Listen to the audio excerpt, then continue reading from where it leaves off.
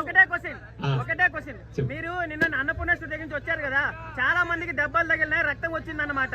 దాని గురించి మీ మీద కేసు కూడా నమోదైంది, దానికి ఏమని చెప్పుకుంటారు?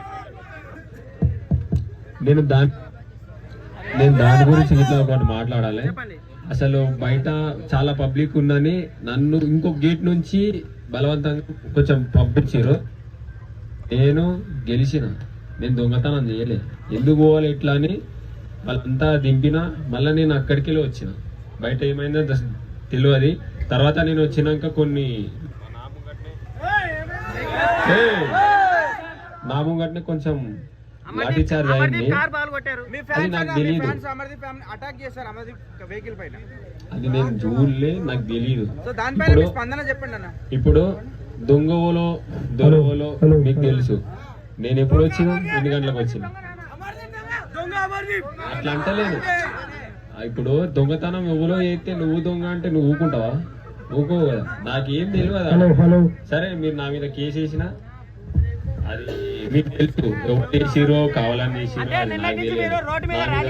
అంటే అది మీ అభిప్రాయం, మీ ఇష్టం. నేనేది చేపిస్తాను. మీరు రోడ్ షో చేయడం కూడా చాలా మందికి ఇబ్బంది కలిగిందన్న, దానిపైన మీరు ఏమంటారు?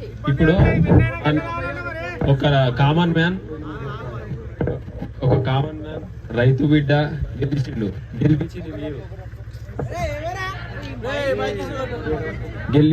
మీరు. నన్ను చూడనీకి వస్తే ముఖం దాచుకొని పోవాలా? ఇప్పుడు మీరు నన్ను చూడనీకి వస్తే ముఖం దాచుకొని పోవాలా? చెప్పున్నా మీరు చెప్పారు. నేను అందుకే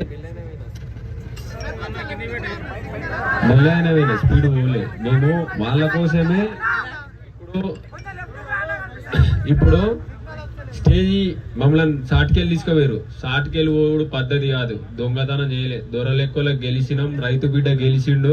రైతు కోసం చూడడానికి మన వాళ్ళు అందరూ వచ్చిర్రు. గెలిపించిన వాళ్ళు వచ్చిన వాళ్ళకు మనం కనిపించన్నా షార్ట్కెళ్ళి పోవాలా? చెప్పారు మీరే. షార్ట్కెళ్ళి పోతే పద్ధత కాదు. బరాబర్ వాళ్ళకి కలిసే పోవాలనుకున్నా, నేను కలిసే వచ్చిన. అట్లా నేను ఎవరి మీద నేను సీరియస్ గా ఉంటా, అందరినీ ప్రేమిస్తూనే ఉంటా. అది వాళ్ళ ఇష్టం. నా మీద సీరియస్ గా ఉంటా అంటే వాళ్ళ ఒపీనియన్. మీతో పాటు ఉన్న కంటెస్టెంట్స్ వెహికల్స్ కూడా చాలా మంది కార్స్ నాకేం తెలుసు. దానిపైన మీరు ఏమంటారు? అంటే మేమే నెగిటివ్ టాక్ వస్తుంది. అంటే వాళ్ళు ఏం క్రియేట్ చేసిరో నాకు తెలియదు అసలు. ఇప్పుడు మా దగ్గర మస్తు మంది తలిగినాయి దెబ్బలు. నేను చెప్పాను వాళ్ళని? లేదు కదా. సో మీ ఫ్యాన్స్ అటాక్ చేశారని టాక్ నడుస్తుందన్న. మీ ఫ్యాన్స్ కావాలని అటాక్ చేశారని టాక్ నడుస్తుంది. అంటే ఏదో ఇప్పుడు మీరు చూసిర్రు, మీరందరూ సాక్ష్యమే. నా పేరు చెప్దామని లోపల ఉన్నప్పటి నుంచి ఏమైందో మీకు తెలుసు కదా. నేను ఎట్లుంటానో మీకు తెలుసు. బయట వచ్చినాక ఎట్లుంటానో మీకు తెలుసు. ఎన్నో రోజుదామంటే ఒక రైతు బిడ్డ మీద అన్ని అబండాలు వేద్దామంటే లోపల ఉన్నప్పుడు ఎట్లుంటాడు, బయట ఉన్నప్పుడు ఎట్లుంటాడు. బరాబర్ నేను ఎట్లుంటానో అట్లే ఉంటా. ఇంకో తీరు నాకు ఉండడానికి రాదు. ఏదేదో చేద్దామంటే అది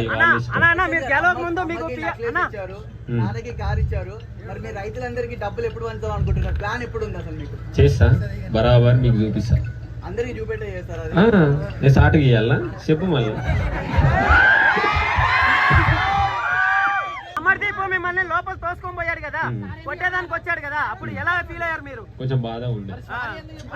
అంటే ఇప్పుడు ఎవరికైనా కొంచెం బాధ ఉంటది. ఎందుకంటే ఇట్లా నూకుంటా పోతే మనం చిన్నప్పటి నుంచి మా బాబు అట్లా నూకుంటా నేను బాధపడ్డా. బాధపడలే అన్న, నేను చాలా బాధపడ్డా. ఎందుకు ఇట్లా నూకుంటా వెండు నేను శివాజానికి ఇట్లా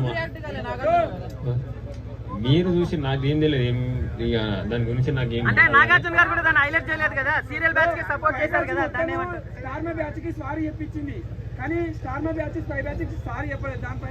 అంటే కన్ఫ్యూషన్ రూమ్ లో పోయిన ఒకటి కన్ఫ్యూషన్ రూమ్ లో పోయినప్పుడు ఒకరి గురించి ఒకరు ఏం మాట్లాడుకున్నా మాకు తెలియదు నిజంగా. అంటే బయట చూస్తేనే తెలుసు. ఇంతవరకు నేను ఏం చూడలేదు. ఏడొస్తుంది కాక కన్ఫ్యూజన్ రూమ్ అంటే అలాగ ఉంటుంది. అది ఏడొస్తుంది.